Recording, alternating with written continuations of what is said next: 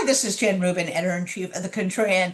We are delighted to have back with us Abigail Spanberger, who of course is the Democratic nominee for governor of the Commonwealth of Virginia. Welcome, Abigail. Thank you so much for having me. I appreciate the opportunity to talk with you again. I think we spoke last time before the government shutdown, which is never a good thing. And now this government has announced that they are going to try firing people, not just furloughing people. And they're going after Democrats and Democratic programs. What is that all about? And how does that affect Virginia? Well, Virginia just continues to be so gravely impacted by the Trump administration, the choices that they are making, the punitive policies they're putting in place. Certainly, we witnessed it since the beginning of the Trump administration with the DOGE effort, firing tens of thousands of Virginians. The impact on our economy has been significant, not just federal workers, but government contractors have lost their jobs. Businesses, particularly those in places where we have a concentrated number of federal employees, Northern Virginia, Hampton Roads, small businesses have felt the impact, restaurant owners. I mean, it's been across the board a painful experience. Then you couple that with tariffs and threats to healthcare and the impending catastrophe to healthcare. And we are now in this moment where we are in yet another week of a government shutdown. And rather than demonstrate any type of leadership, rather than say, okay, we've got to get to a place where we fund the government and try to move us in any particular direction, we see President Trump and his administration, principally the OMB director, want to use this government shutdown as a reason, as a permission structure to fire more federal employees. And in fact, last week they fired 4,000 employees. Now, thankfully, there was just a judge who stepped in to say that that is not something that they can do. But even, in sort of in concert with the judge saying they can't move forward with those firings, OMB had said that they were going to fire at least another 10,000. And so the impact on federal employees is profound. The impact on Virginia's economy is substantial, and particularly, moving away from the firing issue, which is, an outrage.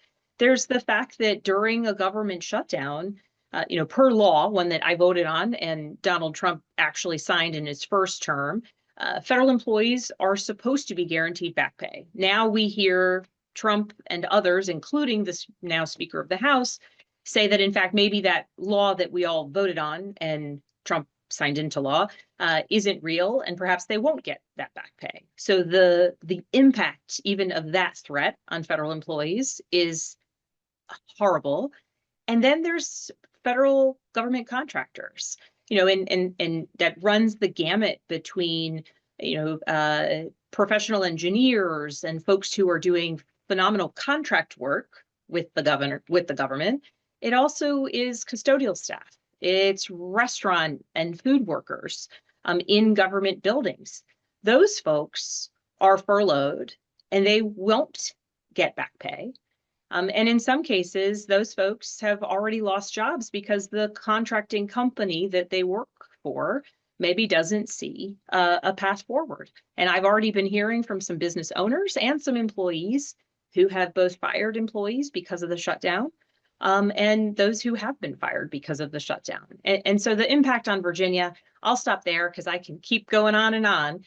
But it demonstrates just what this chaotic administration in Washington is doing to the American people, but importantly to Virginia's economy and to Virginians. Your opponent doesn't seem to be opposed to any of this or willing to criticize the president. That seems bizarre for the person who wants to be the governor of the state of Virginia, which is the most impacted state. Can you explain that, or explain what that argument might be about? The answer is no, I can't explain it. It makes no sense to me. Is my sort of earnest answer. But when I look at it through political lens, I can explain this behavior, how outrageous I view it to be. And notably, our governor, Republican governor, has not spoken out even, back during DOGE, hasn't spoken in defense of federal employees, hasn't even urged, a gentle sort of cautious tone of, well, certainly, even if they kind of supported the DOGE effort, let's be methodical about it. Don't just start mass firing Virginians, which is what happened. Didn't even hear a sort of tepid defense of Virginians. And the lieutenant governor, who's my opponent, it's the same thing from her. In fact, during the original, onslaught of firings from DOGE, my opponent, as the lieutenant governor of Virginia, told people, don't fret, quote unquote, and said, who made flippant comments, who among us hasn't lost a job? This isn't a real issue. The media is trying to make it a real issue. All of these sort of defensive pushing it off. I mean, obviously not talking to voters, not talking to Virginians, not listening to CNBC when they took away our #1 place for business and said, in part because the DOGE effects have been so substantial on our economy, we're no longer ranked #1 for business. But now it continues. And the same when we have farmers across Virginia who have, their input costs are going up, whether it's fertilizer or machinery. They have lost entire markets because of retaliatory tariffs. Not a word. And now during the government shutdown, the impact that that's having on Virginia, my opponent, again, the current lieutenant governor, hasn't said anything, not even a sort of general attempt at appeasing the president by saying, oh, maybe, President, please, we hope you'll bring people together. We know you can do it. Not even that sort of effort at a gentle push towards ending the shutdown. Notably, our current governor was in the White House, in the Oval Office the other day, talking about the president's newest scheme here or there, but not talking about the devastating impacts of the shutdown, of DOGE, of tariffs, of the so-called One Big Beautiful Bill on Virginia. And I think my opponent is still trying desperately to get President Trump's endorsement, which he has not given her yet. So I think perhaps it's just an effort to appease him so that he might help her electorally. But it's Right. to the great expense of, the people that she purports to want to serve. Right. Your opponent seems to want to talk about everything other than the main issue facing Virginia. She wants to talk about the attorney general race. She wants to talk about, no king's protests and smearing Americans, all sorts of things. But in fact, the polls keep telling us, voters keep telling us, affordability, affordability. Tell us about the impact of the tariffs and really the failure of this administration to address anything approaching cost of living. And in fact, the prospect that health insurance is going to go sky high because of their position on healthcare. It all goes back to, and though I wasn't on the ballot in 2024, every sort of piece written after the 2024 election said, oh, it was an affordability election, which, to be very clear, as somebody who's out campaigning for others, people were talking about affordability, both voters and people running. The member of Congress who replaced me in Virginia's 7th District, Eugene Vindman, was talking about these issues. And people were talking about them because issues of affordability, the cost of eggs, all of it was kind of central to the percolating worries that have only gotten stronger. Everywhere I go in Virginia, I hear about the cost of housing, right? The cost to buy a house in Virginia has gone up 18% over the last 4 years. And so if you're, looking to buy or been considering or saving up, as you've been saving for your first house, the cost to buy a house has gone up 18%. If you're a renter, over the last 4 years, the cost to rent a place has gone up 14%. Last year alone, it went up 11% year over year. We were the 3rd highest increase in the country. And that impacts people's sense of, their mobility, their ability to move for a job, their ability to move out on their own, give up their roommates or move out of mom and dad's house or start a family. And the impact is dire. And so we need a governor who has a plan to increase housing supply, contend with housing costs. And certainly that is among the plans that I have released. We've also seen increases in energy costs. And this is something that we have been seeing them percolating, and really in Southwest Virginia, we've seen the greatest, fastest increase. But everywhere across Virginia, energy prices have gone up. And that's, again, when you get that monthly bill, it contributes to that lack of steadiness. And now, because of the one big beautiful bill, as they called it, Virginia will be the second most impacted state in terms of the impact on our healthcare in the nation because of that bill, after Washington State is in the unfortunate position of being number one. It's a hit of $26 billion over 14 years to Virginia's healthcare system. It's the likely closure of no fewer than 6 rural hospitals. We have already had 3 rural health clinics in Virginia announce their closure because they are planning for how to contend with the full impacts of this bill once it starts to go into place. That's in addition to the estimated more than 300,000 Virginians who will lose their healthcare coverage because of Medicaid. And now we are in a place where we are seeing the rising rates of health insurance. And, frankly, the idea that anybody on the ACA might lose their subsidies is in and of itself a problem.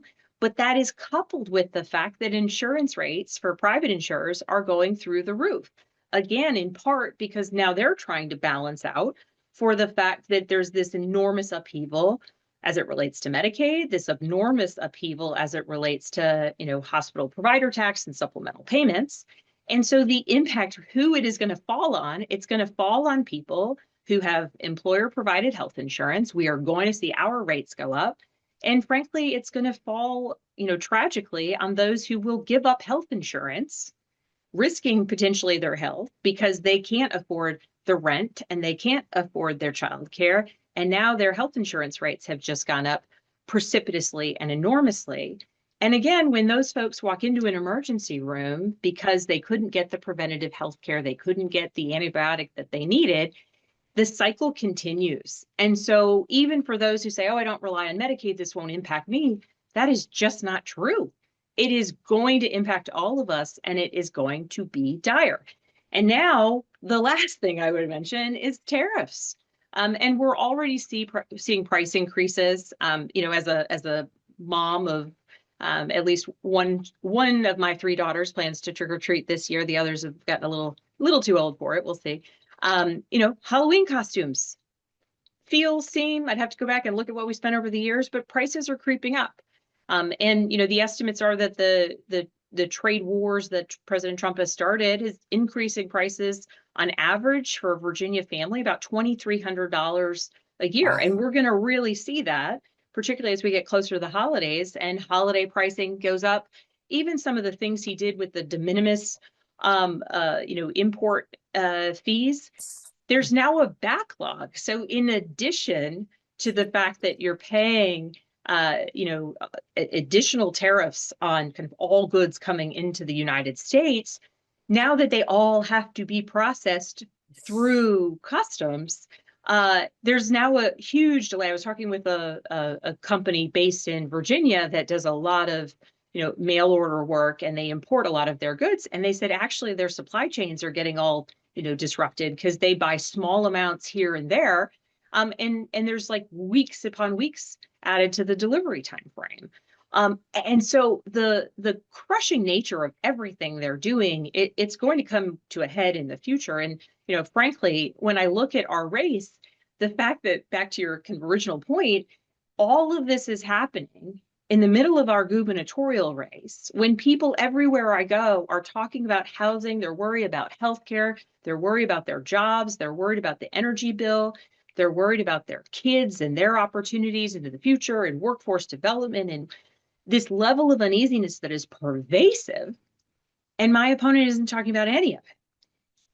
And that is, I think, a real signal to people about whether or not, at brass tacks, you have a candidate who doesn't even recognize or is unwilling to recognize the seriousness of this moment. In addition to the fact that Virginia is going to face some economic hardships, apart from the impact on healthcare, the fact that, we have a lot of Virginians who are out of work, who used to be among our steadiest employed. Federal employees are certainly not the highest earners, but they're folks who go to work and work a 40-hour, sometimes, many times more, but they get paid for their 40-hour week. They're paying taxes into the general fund for the state. And now, because of DOGE and because of the shutdown, that's not happening. And so it is a really substantial moment for Virginia, and it's a dire one. Last question. You've been so generous with your time, not only today, but over the last few weeks and months. Democratic governors now see that the federal government is not there for them. So they are banding together, for example, on healthcare, on functions that the CDC used to provide that they're not any longer. How important is it, frankly, to have a governor who's going to work with other governors in order to mitigate the harm that's being done to Virginia? I think it's essential. I think it's absolutely essential that here in Virginia, particularly bearing the brunt in so many ways of this Trump administration and this Congress, that we have a governor who will, protect our rights, try to steady Virginia as much as we possibly can, join with other states to ensure that we're, putting out best recommendations or best practices as it relates to keeping communities healthy and people employed.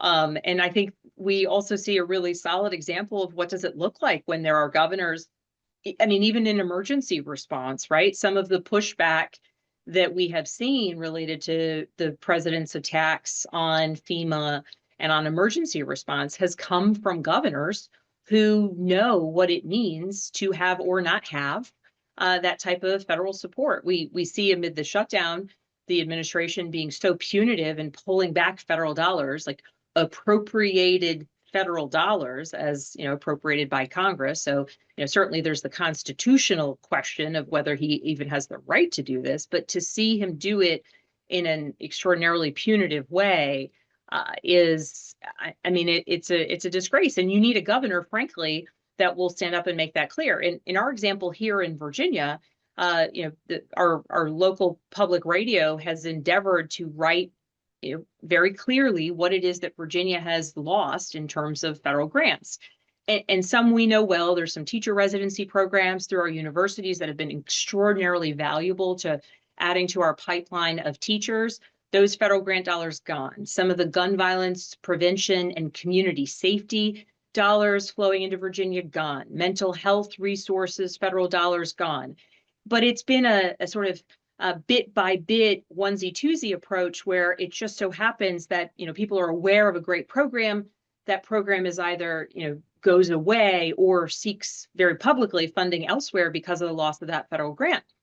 What is not clear, because we don't have the numbers, is just how much money the federal government has taken back from our research institutions, from our universities, from our communities, from our infrastructure projects. And, hats off to local reporters who have put in FOIA requests to say, let us know, because this information, of course, is being tracked within the governor's office. Please provide the information related to what's been pulled back. What grants has Virginia lost? And they're refusing at this point to make that information available. And so I think the public here in Virginia would be outraged if they understood just how much, right? Conservation dollars that are essential for Virginia farmers to implement a rotational grazing program that, yes, has some benefits to, the strength of, the soil health, but also is extraordinarily beneficial to those farmers, to that local industry, to that local economy. Dollars just not only sucked away, but promised and planned for and then taken back. And so, having governors join together in a united voice to basically work to mitigate the impacts of the administration is monumentally important. But actually, even just having a governor who's willing to say, how many federal employees were fired under DOGE, right? With clarity. How many people, how many small businesses have shut down and they have given the reason DOGE? How many federal dollars are no longer flowing to our top tier universities and research institutions? How many of our nonprofits that people rely on or our food banks have lost federal dollars, right? That information is not available. And when requested, our Republican governor and lieutenant governor, my opponent, won't give it. And so it's essential that we have a change here in Virginia. And I think many voters, they see the stakes of this election. And certainly if anyone wants to learn more about the election, my website's abigailspanberger.com. We've got our affordability plan, our school plan, and our economic growth plan up on the website, in addition to ways that folks can support from afar. But the election's coming up quick, and we know it's the opportunity for us to make a real clear example of what happens when you've got one candidate talking about the issues, talking about the things that keep people up at night, talking about the overreach, the overstep, and the hurt caused by the Trump administration, and one candidate who's not. So it's a forward-looking campaign versus one that's trying to play possum, I guess. Well, it is 2 weeks from Tuesday, and you cannot say that Virginians don't have a clear choice. And this is one of the few places in the country where people have a chance to register whether they think things are going in the right direction or the wrong direction. So we encourage everyone to get out and vote. And thank you again for your time, Abigail. It's always great to see you. And I know you have a busy day and a busy couple of weeks again. So good luck to you. Thank you. It's exciting here on the ground. So we're running hard towards November 4th, and it's fun. We're going to work hard and we're going to win. There's no other option. Take care. Thank you. Appreciate it.